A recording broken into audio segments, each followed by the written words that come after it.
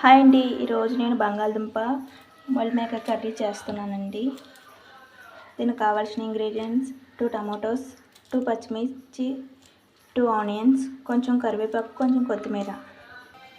Stove on చేసుకొని pan పెట్టుకోవాలండి. 1 spoon oil పోసుకోవాలి. ఆనియన్స్, పచ్చిమిర్చి లైట్గా వేగాలి. టమాటోస్ చూడండి, ఇలా వేగాక బంగాళదుంప మొలిమేక వేసుకోవాలి.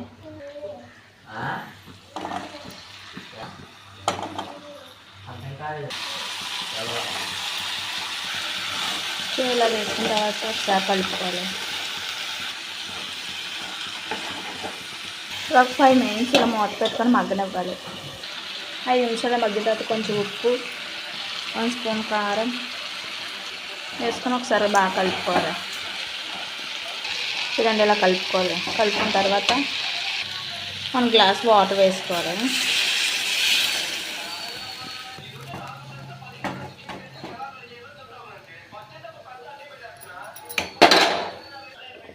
ఒక 10 నిమిషాలు మగ్గనివ్వాలి. చూడండి, ఇలా ఉడికాక